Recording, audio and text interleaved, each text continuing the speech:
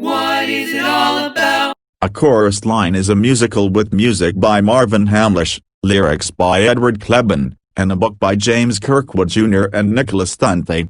Set on the bare stage of a Broadway theater, the musical is centered around 17 Broadway's dancers auditioning for spots on a chorus line. A chorus line provides a glimpse into the personalities of the performers and the choreographer, as they describe the events that have shaped their lives and their decisions to become dancers. Following several workshops and an off-Broadway production, a chorus line opened at the Shubert Theater on Broadway July 25, 1975, directed by Michael Bennett and co-choreographed by Bennett and Bob Avian. An unprecedented box office and critical hit, the musical received 12 Tony Award nominations and won 9, in addition to the 1976 Pulitzer Prize for Drama. The original Broadway production ran for 6,137 performances, becoming the longest-running production in Broadway history until surpassed by Cats in 1997, and the longest-running Broadway musical originally produced in the U.S., until surpassed in 2011 by The Revival of Chicago. It remains the 7th longest-running Broadway show ever. A chorus line's success has spawned many successful productions worldwide. It began a lengthy run in the West End in 1976 and was revived on Broadway in 2006, and in the West End in 2013. Here is the synopsis. The show opens in the middle of an audition for an upcoming Broadway production. The formidable director Zach and his assistant choreographer Larry put the dancers through their paces. Every dancer is desperate for work. After the next round of cuts, 17 dancers remain. Zach tells them he is looking for a strong dancing chorus of 4 boys and 4 girls. He wants to learn more about them, and asks the dancers to introduce themselves. With reluctance, the dancers reveal their pasts. The stories generally progress chronologically from early life experiences through adulthood to the end of a career. The first candidate, Mike, explains that he is the youngest of 12 children. He recalls his first experience with dance, watching his sister's dance class when he was a preschooler. Mike took her place one day when she refused to go to class, and he stayed. Bobby tries to hide the unhappiness of his childhood by making jokes. As he speaks, the other dancers have misgivings about this strange audition process and debate what they should reveal to Zach, but since they all need the job, the session continues. Zach is angered when he feels that the streetwise Sheila is not taking the audition seriously. Opening up, she reveals that her mother married at a young age and her father neither cared about nor loved them.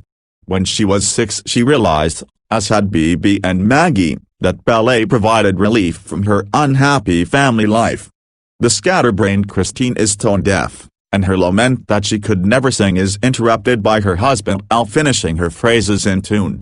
Mark, the youngest of the dancers, relates his first experiences with pictures of the female anatomy in his first wet dream, while the other dancers share memories of adolescence.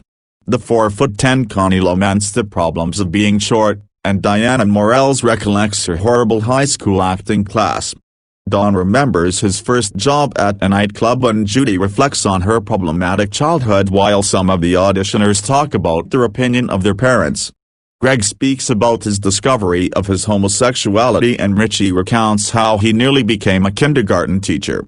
Finally, the newly buxom Val explains that talent alone doesn't count for everything with casting directors, and silicone and plastic surgery can really help. The dancers go downstairs to learn a song for the audition's next section, but Cassie stays on stage to talk to Zach. She is a veteran dancer who has had notable successes as a soloist.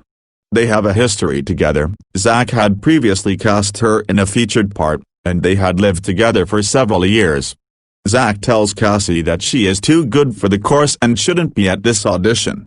But she hasn't been able to find solo work and is willing to come home to the chorus where she can at least express her passion for dance. Zach sends her downstairs to learn the dance combination.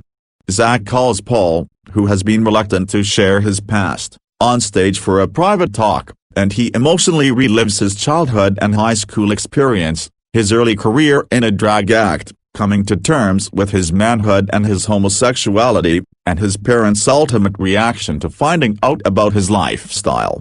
Paul breaks down and is comforted by Zach. Cassie and Zach's complex relationship resurfaces during a run-through of the number created to showcase an unnamed star.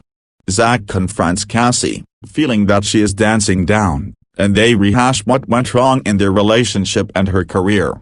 Zach points to the machine-like dancing of the rest of the cast, the other dancers who have all blended together, and who will probably never be recognized individually, and mockingly asks if this is what she wants.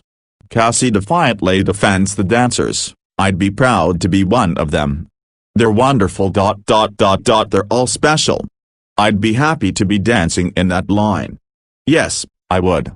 During a tap sequence, Paul falls and injures his knee that recently underwent surgery. After Paul is carried off to the hospital, all at the audition stand in disbelief, realizing that their careers can also end in an instant. Zach asks the remaining dancers what they will do when they can no longer dance. Led by Diana, they reply that whatever happens, they will be free of regret. The final 8 dancers are selected: Mike, Cassie, Bobby, Judy, Richie, Val, Mark, and Diana. 1. Reprise/finale begins with an individual bow for each of the 19 characters, their hodgepodge rehearsal clothes replaced by identical spangled gold costumes. As each dancer joins the group, it is suddenly difficult to distinguish one from the other. Ironically, each character who was an individual to the audience seems now to be an anonymous member of a never-ending ensemble.